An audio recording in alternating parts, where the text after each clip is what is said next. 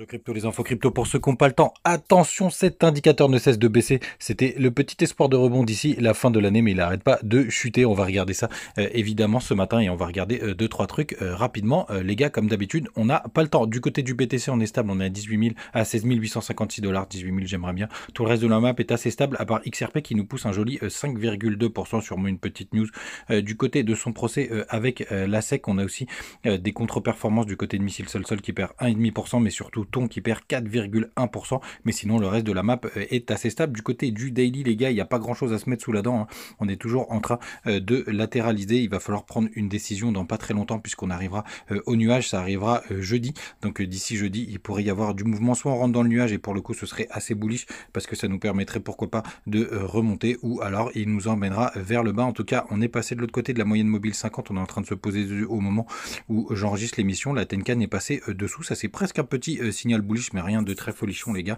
On s'accroche à ce qu'on peut. Du côté du long short ratio, on a toujours une majorité de long, ça n'a pas changé. On est à 62%. Attention, sur le spot, ça achète pas du tout. Donc là, pour l'instant, tout est drivé par les dérivés. On a le funding qui est négatif ce matin. Ça voudrait dire que pour le coup, on pourrait avoir un petit rebond parce qu'il y a sûrement un maximum de gens, un pas mal de gens qui sont rentrés en short.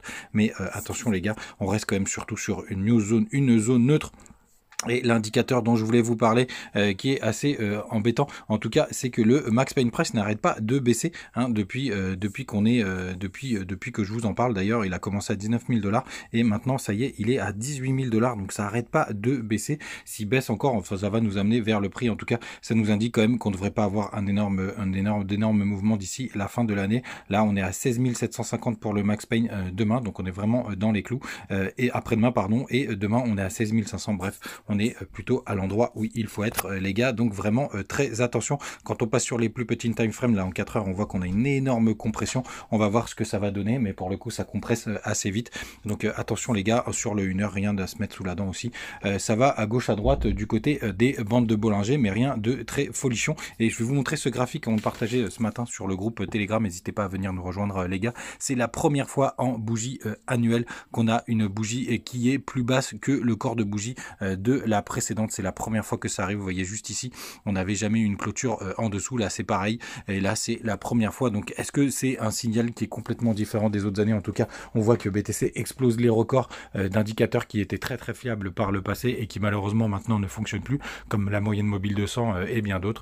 En tout cas, n'hésitez pas à venir en discuter avec nous sur le groupe Telegram. On partage beaucoup d'infos, on partage notre aide, on partage pas mal de choses, et n'oubliez pas, vous avez toujours le bonus du côté de BitGet avec 5 $ offerts si jamais vous rejoignez d'ici la fin de l'année. Vous avez rien à faire et ça arrivera à peu près, je crois, une semaine après la fin de l'opération. Voilà, les gars, passez une très très bonne journée. N'oubliez pas, je pars en voyage, donc les matinales seront peut-être pas en matinée, mais je vous oublie pas, j'essaye de faire dès que possible des petits updates du marché. Salut.